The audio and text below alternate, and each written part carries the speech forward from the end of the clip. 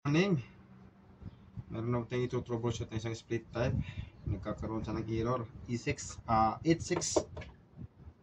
So, titistingnan natin to kung ano ba ang dahilan kung bakit nagkakaroon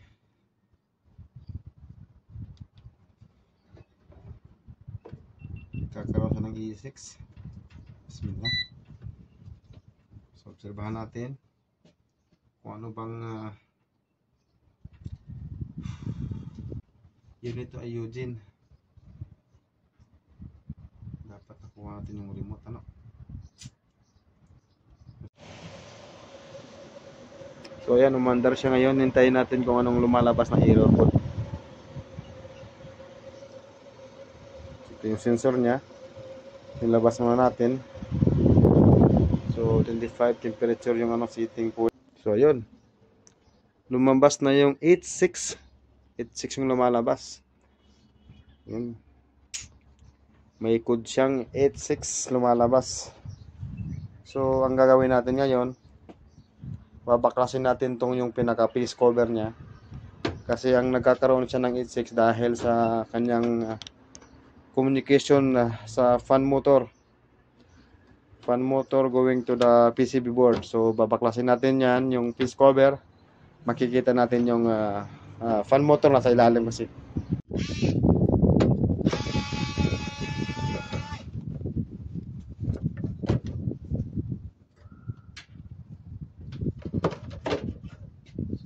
Itong pinaka yung mga wire nito sa punta sa may monitor nya. Madali din maka-access. So matigas. Mabaklas natin. Madali natin maka-access. Motor, yun no. Para madiay. Iwan natin yan.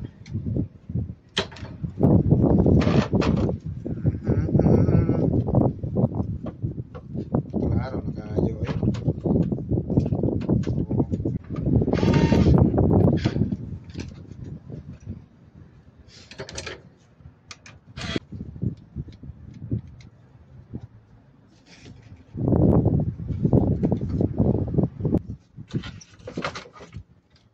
Tanggal na. Pero madali na mag-access na ito eh. Mahala na ninyo mabalik pa nagdili. Saan eh? Klaro kayo eh. Be, isa pa.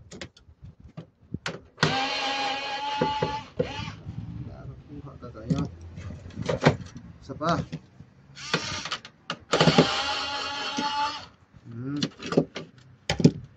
Ini na. Klaro na.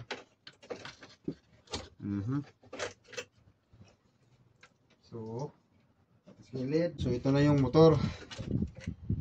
Ito yung tatanggalin natin. Ito yung check natin. Ba't nagkakaroon siya ng 86 error. So daghan pa kayong tanggalon na screw. Pero kaya na may tayong mga automatic na tangtang. Ano kapoy. Kaya ba? So atong tangtangon talaga yung evaporator para baklas natin yung pinaka.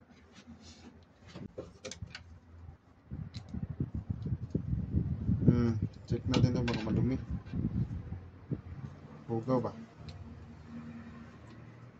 So mauna siyang diferensya na nagkaroon siya ng 86 error. Kasi ito yung error code na lumalabas galing sa PCB board. Ayan, tinanggal ko yung pinaka shifting niya.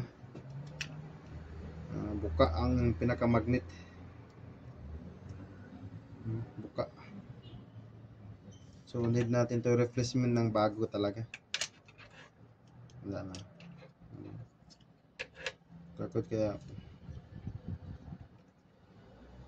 kung makaskas na dito sa may bandang magnet, kaya nakakaroon siya ng error 6.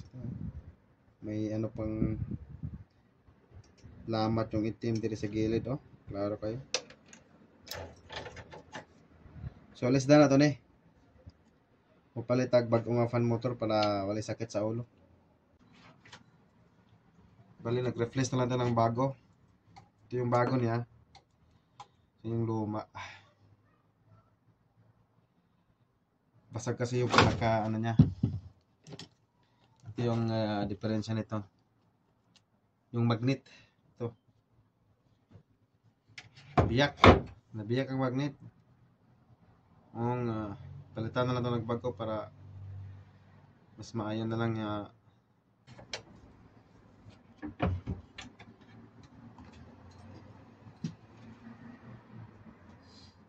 try lang natin muna. Ito ko ba siya? So ito yung pinaka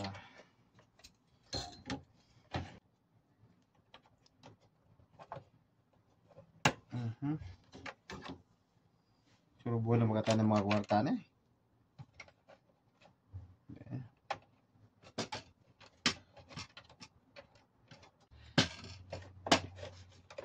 Magapak na. Nala, testing. Kung sa may kinalabas na eh.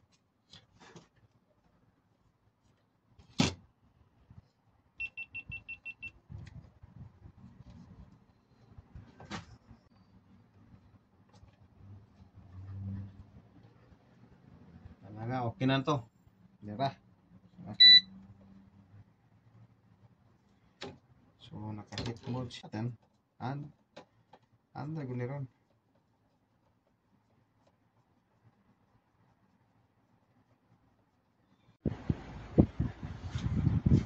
So, ayos na. Gumana na siya, alhamdulillah. So, ito lang ang problema, yung lumang fan motor, pinalitan natin ng bago. Kasi nagkakaroon siya ng crack sa loob ng coil, yung pinakamagnet niya. So, nagkakaman siya ng 86. So, ngayon, okay na. Yun lang, pag mayroon kayong na-encounter na mga 86 error, so, alam na ninyo kung anong gagawin. Mag-refresh na kayo ng panibagong fan motor, o kung kaya pakiskisan o ayusin yung pinaka sa loob sa may bandang electronics. Kung kaya nyo. Pero kung okay naman, kung walang sakit sa ulo, mag-refresh na kayo ng panibagong fan motor. Mas mainam pa. Kasi mahirap to, baklasin na naman to yung lahat eh. Nasa loob kasi yung fan motor. Mas mainam na yung bago. So okay na. Salamat. Sana may natutunan kayo ngayon. Don't forget to like and subscribe, Unikicks. Thank you po.